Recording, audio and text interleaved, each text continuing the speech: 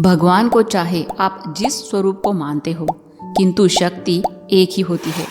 और भगवान के लिए अपने भक्त इतने प्यारे होते हैं कि उनको अकेला कभी नहीं छोड़ते और ना ही अपने भक्तों की भक्ति मुफ्त में लेते हैं। कैसे सरल स्वभाव से साधारण मनुष्य भी भगवान को अपने वश में कर सकता है, इसकी अनुभूति आज आपको आती रहेगी, क्योंकि बस में है भगवान। जय श्री कृष्णा प्यारे भक्तों। धन्ना जी का जन्म एक सामान्य किसान परिवार में हुआ था। इनके पिताजी मुख्य रूप से खेती करते थे और गायों का पालन पोषण किया करते थे। एक दिन धन्ना जी के परिवार के कुल गुरु, जिनका नाम था पंडित त्रिलोचन, वे तीर्थ यात्रा करके लौटे थे और कुछ दिनों के लिए धन्ना जी के घर पर रुक गए। पंडित जी त्रिलोचन शालिग्राम भगवान की सेवा किया करते थे। वो बड़े भाव से भगवान शालिग्राम की शिला की सेवा करते, उन्हें पुष्प चढ़ाते, भोग लगाते और भगवान को भोग लगाने के बाद ही पंडित जी हमेशा भोजन ग्रहण करते थे। बालक धन्ना पंडित जी को यह सब करते हुए देख रहा था। उसे भगवान की सेवा बड़ी अच्छी लगती थी। जब पंडित जी भगवान की सेवा करते तो धन्ना को बड़ा ही सुकून मिलने लगता था। कुछ दिनों के बाद जब पंडित जी जाने लगे, तब बालक धन्ना पंडित जी से वो शालिग्राम भगवान के लिए जिद करने लगा। कहने लगे कि मुझे ठाकुर जी चाहिए, मुझे ठाकुर जी चाहिए। परंतु पंडित जी अपने ठाकुर जी छोटे से बालक को कैसे दे सकते थे। धन्ना जी को उनके माता पिता ने बहुत समझाया, परंतु धन्ना जी नहीं माने। अंत में लोगों ने पंडित जी से कहा, अरे ये तो बालक है, इसे शालिग्राम जैसा कुछ और देकर बहला फुसला दो। अगले दिन पंडित जी नदी में स्नान करने गए। वहां से वो एक गोल मटोल थोड़ा बड़ा सा काले रंग का पत्थर लेकर आए। तब वो धन्ना जी के पास आकर बोले, मैं तुम्हें अपना ठाकुर जी दे दूंगा, लेकिन मेरे पास दो ठाकुर जी है, बड़े ठाकुर जी और छोटे ठाकुर जी। तुम्हें कौन से ठाकुर जी चाहिए? धन्ना जी ने झट से जवाब दिया, मुझे तो बड़े ठाकुर जी चाहिए। और पंडित जी भी यही चाहते थे। तब पंडित जी ने धन्ना जी को वो बड़ा काला पत्थर जो बड़े ठाकुर जी को कहकर दिया था, अब वो ठाकुर जी पाकर धन्ना जी बहुत प्रसन्न हो गए, बड़े खुश हो गए और उस खुशी के भाव से उनकी सेवा करने लगे।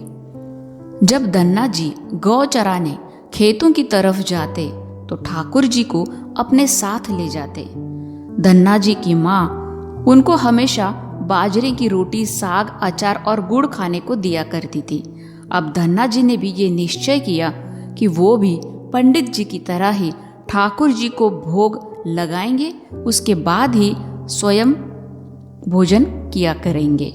धन्ना जी जब खेत में पहुंचे तो प्रेम से ठाकुर जी को पुकार करके खाने लगे कि ठाकुर जी जब तक आप नहीं भोग खाएंगे तब तक मैं भी भोग नहीं खाऊंगा।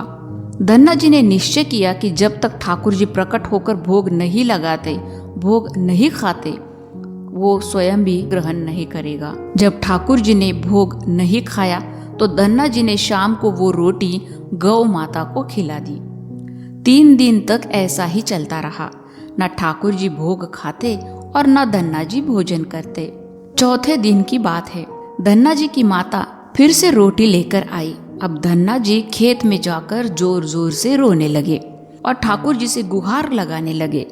कोई बोले, आप तो बड़े ठाकुर जी, आपको तो रोज 56 प्रकार का भोजन लगता है, परंतु मैं तो बालक हूँ, 3 दिन से भूखा हूँ और परेशान भी हूँ। आपको मुझ पर दया भी नहीं आती क्या? मुझ पर दया करके थोड़ा भोग खा नहीं सकते, जिसमें से थोड़ा कुछ मैं भी खा लूं? क्योंकि पंडित जी ने कहा था कि आपको खिलाए बिना मैं कुछ नहीं खा सकता, इसलिए पहले आप खा लो, इसके बाद मैं खाऊंगा। धन्ना जी के भोलेपन से की गई प्रार्थना को सुनकर भगवान श्री कृष्ण साक्षात प्रकट हो गए। अपने ठाकुर जी को देखकर धन्ना जी बहुत प्रसन्न हो गए। उन्होंने ठाकुर जी को माँ की दी हुई बाजरे की रोटी, साग और गुड़ खाने को दे दिया। ठाकुर जी बड़े चाव से रोटी खाने लगे। 4 रोटी में से 2 रोटी ठाकुर जी ने खा ली। अब ठाकुर जी तीसरी रोटी को खाने लगे। धन्ना जी ने उनका हाथ पकड़ लिया और कहा, सारी रोटियां आप ही खा जाएंगे क्या? मुझे भी तो भूख लगी है, मैं भी खाऊंगा। तो 4 दिनों से भूखा हूँ, मैंने कुछ भी नहीं खाया है। 2 रोटी आपने खा ली, अब 2 रोटी मेरे लिए छोड़ दो। इसके बाद ठाकुर जी मुस्कुराने लगे और बची हुई 2 रोटियां धन्ना जी ने खाई, जो ठाकुर जी ने उनके लिए छोड़ी थी। अब तो उनका ये रोज का नियम बन गया। धन्ना जी जब भी गौ चराने जाते, खेत में जाकर ठाकुर जी के साथ ही भोजन किया करते थे। एक दिन ठाकुर जी ने धन्ना जी से कहा कि तुम रोज मुझे रोटी खिलाते हो, मैं मुफ्त में रोटी नहीं खाना चाहता, मैं तुम्हारा कोई काम कर दिया करूंगा। धन्ना जी ने कहा, मैं तो बालक हूँ, केवल गाय ही चराता हूँ, मैं आपको क्या काम बता सकता हूँ। तब ठाकुर जी ने कहा, मैं तुम्हारी गाय ही चरा दिया करूंगा। उस दिन के बाद ठाकुर जी धन्ना जी की गाय चराने लगे। एक दिन धन्ना जी ने ठाकुर जी से पूछा, आप मुझे अपने हृदय से क्यों नहीं लगाते? तब ठाकुर जी ने कहा, मैं प्रत्यक्ष हो गया हूँ, लेकिन पूरी तरह से मैं तब मिलता हूँ जब कोई सद्गुरु जीव को अपना लेता है। अभी तुम अपने किसी गुरु की शरण में नहीं गए हो, इसलिए मैं तुम्हें अपने हृदय से नहीं लगा सकता। तब धन्ना जी बोले, मैं तो जानता नहीं कि गुरु किसे कहते हैं, फिर मैं अपने गुरु कैसे बनाऊं? ठाकुर जी बोले, काशी में जगत गुरु श्री रामानंद आचार्य मेरे ही स्वरूप में विराजमान है, तुम जाकर उनकी शरण ग्रहण करो। ठाकुर जी के कहने के अनुसार धन्ना जी ने काशी जाकर रामानंदाचार्य जी से बातचीत की और रामानंद आचार्य जी ने धन्ना जी को अपने शिष्य के रूप में स्वीकार कर लिया और उन्हें आदेश दिया कि अब तुम अपने घर चले जाओ। धन्ना जी बोले, गुरुजी, अब मैं घर नहीं जाना चाहता, आप मुझे घर जाने का आदेश क्यों दे रहे हो? गुरुजी बोले, अगर तुम यहाँ रहकर भजन करोगे तो केवल तुम्हारा ही कल्याण होगा, लेकिन अगर तुम अपने घर जाकर खेती किसानी करते हुए अपने माता पिता की सेवा करते हुए भजन करोगे तो तुम्हारे साथ कई जीवों का उद्धार हो जाएगा। गुरुजी की आज्ञा के अनुसार धन्ना जी घर को लौट आए। इसके बाद जैसे ही धन्ना जी घर पहुंचे, ठाकुर जी ने उन्हें अपने हृदय से लगा लिया। इसके बाद धन्ना जी खूब संत की सेवा करने लगे। जब भी उनके गांव में कोई साधु संत आता, धन्ना जी उन्हें अपने घर में ले आते और बड़े प्रेम से उनकी सेवा करते, उन्हें भोजन खिलाते। संतों की सेवा करने के कारण अब उनके घर दूर दूर से साधु संत आने लगे। धन्ना जी वो सभी को बड़े प्रेम से सत्कार करते और उन सभी को भोजन खिलाते। एक दिन की बात है, धन्ना जी के पिता ने धन्ना जी से कहा कि देखो भाई, हम लोग गृहस्थ हैं, यदि महीने में एक आध बार कोई साधु आ जाए तो हम उनकी सेवा भी कर देते हैं और उनको भोजन भी खिला देते हैं, लेकिन तुम्हारी इन साधुओं से ऐसी दोस्ती हो गई है कि हर दूसरे दिन कोई न कोई साधु आ जाता है और अपने साथ 1-2 और को भी ले आता है। ये ठीक नहीं है। हम अपनी खेती बाड़ी का काम करें या इन साधुओं की सेवा करें। तुम तो अभी बालक हो, कुछ कमाते नहीं हो, तुम्हारा पालन पोषण भी हम ही करते हैं और ऊपर से तुम साधुओं को बुला लाते हो। इस प्रकार इन निठल्ले साधुओं की सेवा करना ठीक नहीं है। इसलिए एक बात कान खोलकर सुन लो, आज के बाद यदि तुम किसी साधु को लेकर के घर को आए तो मैं तुम्हें घर में नहीं घुसने दूंगा। तुम्हें साधु की सेवा करनी है तो पहले कुछ कमाई करो, फिर अपनी से साधु की सेवा करना। पिताजी की बात को सुनकर धन्ना जी बड़े उदास हो गए और चुपचाप खड़े हुए। तब पिताजी ने धन्ना को डांटते हुए कहा, आज के बाद किसी साधु को घर में लेकर के मत आना और जाओ खेत में गेहूं बो करके आ जाओ। खेत तैयार है, बोरी में गेहूं की बीज रखा है, इसे बैलगाड़ी में ला दो, ले जाओ और खेत बो दो। धन्ना जी ने बैलगाड़ी में गेहूं रखा और खेत में बोने के लिए चल दिए। धन्ना जी थोड़ी ही दूर चले कि उन्हें मार्ग में कुछ साधुओं की टोली आती दिखाई दी। धन्ना जी ने बैलगाड़ी से उतरकर उन साधुओं को साष्टांग प्रणाम किया। संतों ने धन्ना जी को आशीर्वाद दिया और पूछा, बेटा, इस गांव में धन्ना जी का कौन सा घर है? सुना है वो जगत गुरु रामानंद आचार्य के शिष्य है और बहुत छोटी सी उम्र में उन्होंने भगवान का दर्शन प्राप्त कर लिया है। हम भी उनका दर्शन करना चाहते हैं। ये सुनकर धन्ना जी संकोच में पड़ गए और वो हाथ जोड़कर बड़ी विनम्रता से बोले, महाराज, मुझे ही लोग धन्ना भगत कहते हैं। संत बोले, भगवान ने बड़ी कृपा की, हम जिनसे मिलने आए थे वो यही मिल गए। निश्चित आप ऐसे ही भक्त हैं जैसा आपके विषय में सुना था। कितनी विनम्रता है आप में। चलिए आपके घर चलते हैं, वही बैठकर आपसे चर्चा करेंगे और ढेर सारी बातें करेंगे। धन्ना जी ने सोचा, अभी पिताजी ने साधुओं को घर लाने से मना किया है। यदि मैं खेतों में बीज बोने के बजाय इन साधु संतों को घर ले गया तो पिताजी आसमान सिर पर उठा लेंगे और इन साधुओं को भी भगा देंगे।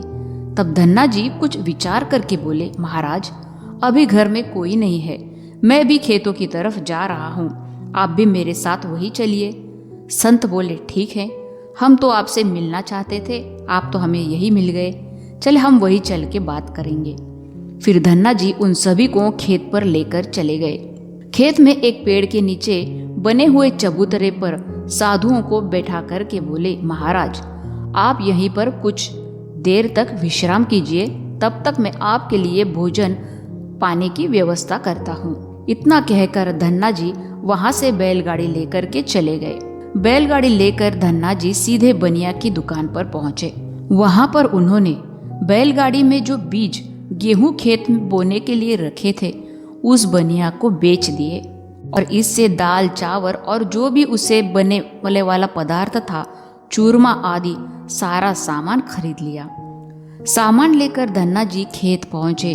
वहां पर संतों के साथ मिलकर बहुत बढ़िया दाल बाटी और चूरमे का प्रसाद बनाया। भगवान को भी भोग लगाने के बाद बड़े प्रेम से संत और धन्ना जी बैठ करके भोजन किए।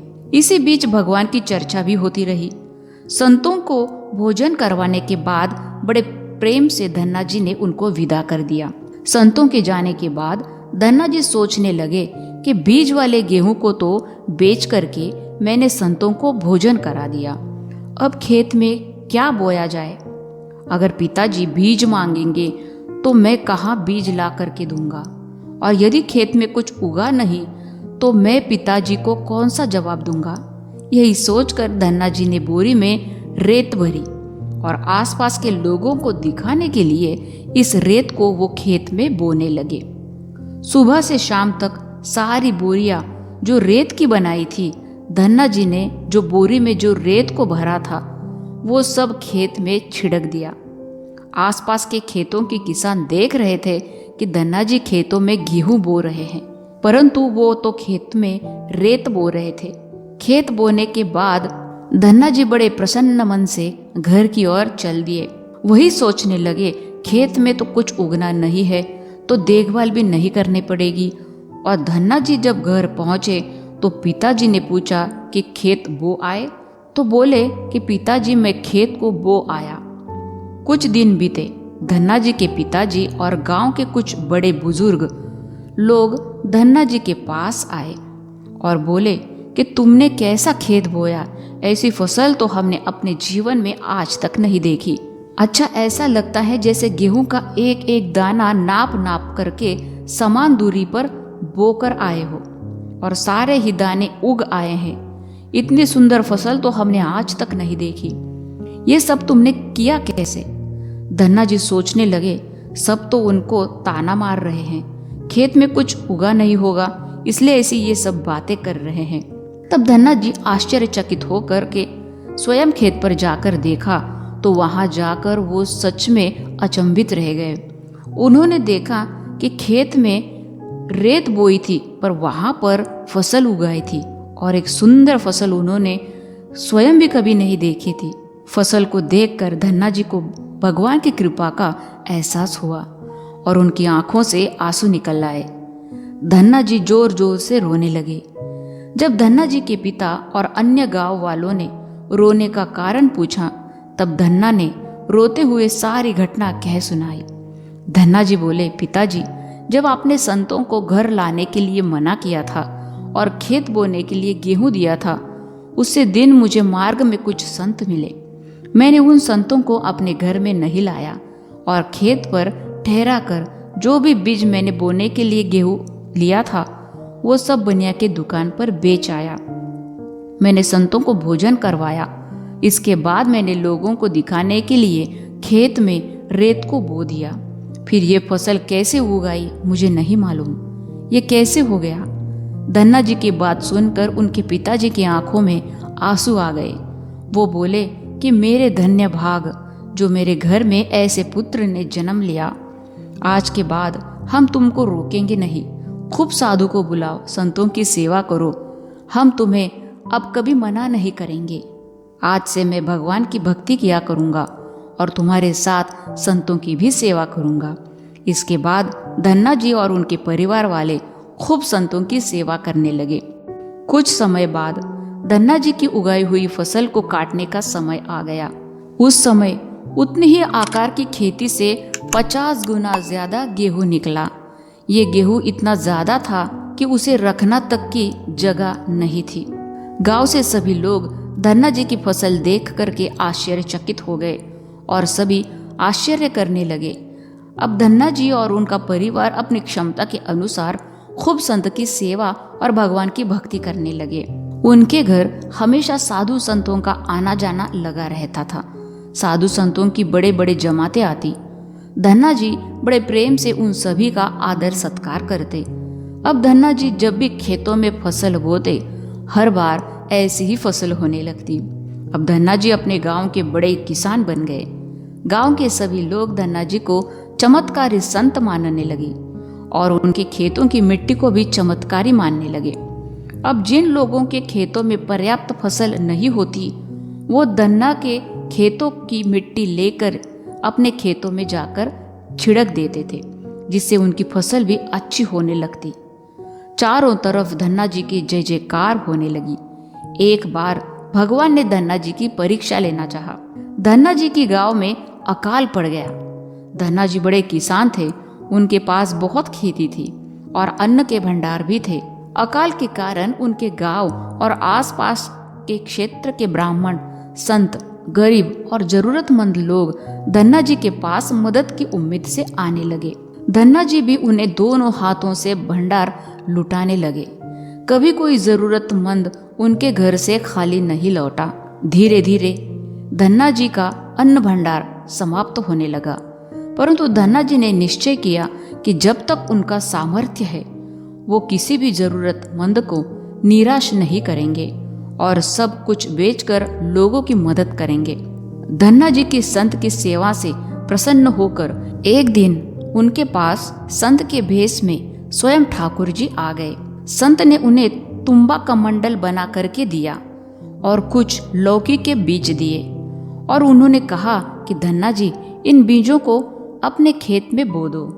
इससे जो भी फसल उगे या फिर जो भी कुछ प्राप्त हो, इसे लोगों की सेवा में खर्च कर देना। धन्ना जी ने ऐसा ही किया। संत की आज्ञा का पालन किया। संत की आज्ञा से उन्होंने तुम्बा के बीज खेतों में बो दिए।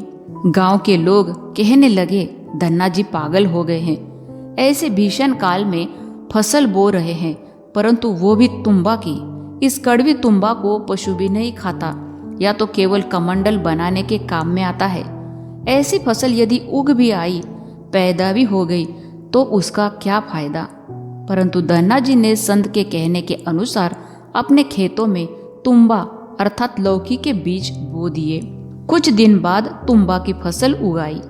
सभी लोग कहने लगे कि ऐसे भीषण अकाल में बिना पानी के कोई फसल कैसी उग सकती है। कुछ ही दिनों में धन्ना जी का खेत हरा भरा हो गया।